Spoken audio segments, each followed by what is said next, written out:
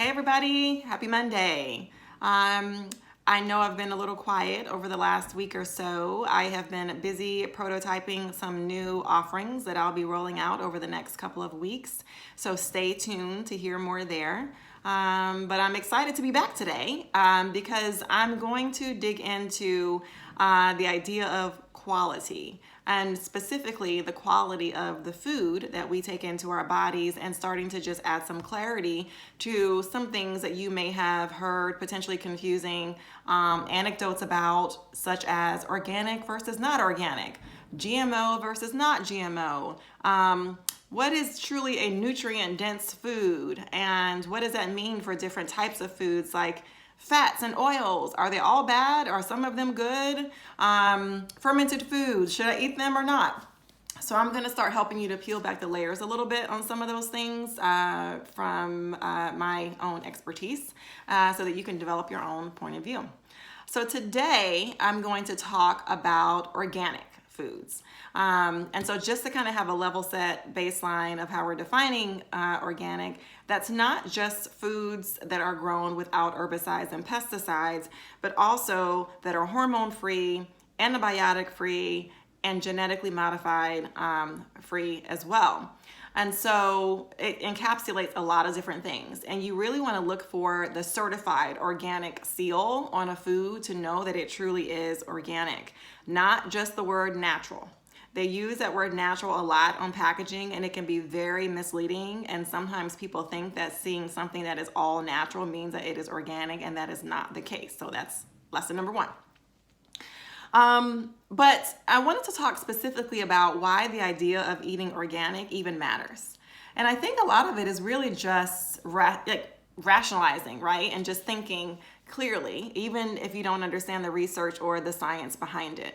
So if you're eating a food that has additional synthetic hormones in it, antibiotics, pesticides or herbicides sprayed on it, a pesticide or herbicide is designed to kill a living thing, a living plant, or another living organism or bug. For example, if you eat that, it might not kill a human, but it only stands to reason that some of the chemicals in it can do harm to another living organism, to parts of your cells, biological processes.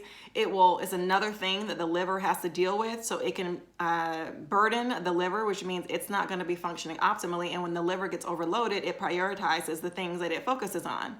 And often things like herbicides and pesticides can be a little lower on the list. And so where does that go? It doesn't just float around in the body, it gets pushed into your fat cells. And so then you go to lose weight and you wonder why you can't lose weight. Well, it's a safety mechanism for the body. The body knows that if it releases that fat with those not so great things in it, and the liver is not up to par to be able to get it out of the body, that could be harmful for you.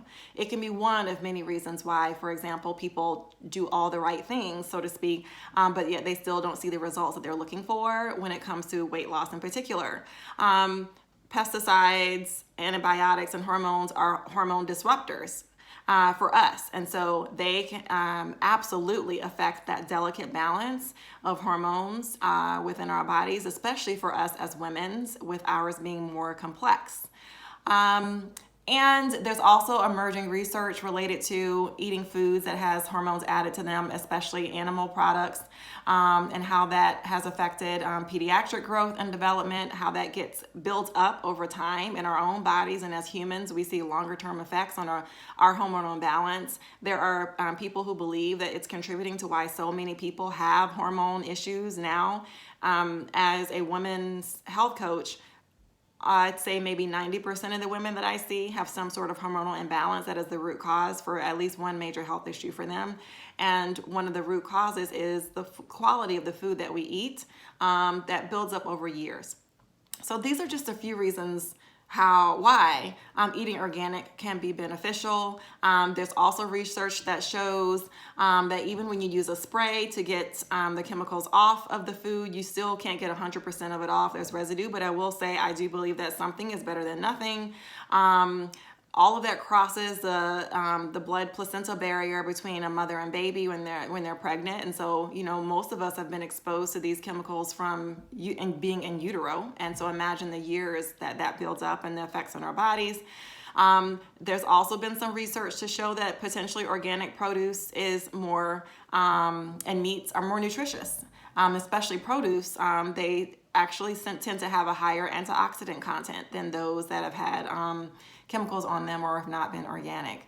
So just something to think about. I think I'm going to wrap with just sharing how to address the cost issue, because it's all, it's easy to paint a rosy picture of eating organic, and you might be on board for that. But frankly, especially right now where a lot of people have lost their jobs or are more budget conscious, it is no surprise that organic produce can be more expensive. Some of the things that I do is, of course, looking for things on sale, but I have a large family, and so we shop in bulk.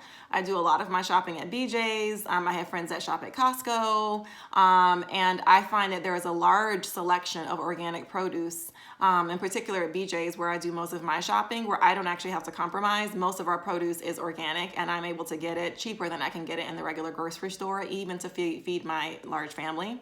Aldi's is a great lower cost option for organic produce. If you have a local farmers market, it's a great way to support local farmers. And you also may find a greater diversity of produce when you go to farmers markets, because organic farmers can grow a larger number of unique fruits and vegetables, where when you mass produce, you have to make a smaller variety and larger quantities than what you can find in the store. So I hope that some of these tips are helpful. Tell me whether or not you eat organic produce and some of your own tips and biohacks for finding healthy, clean produce at a good price. Talk to you soon. Bye.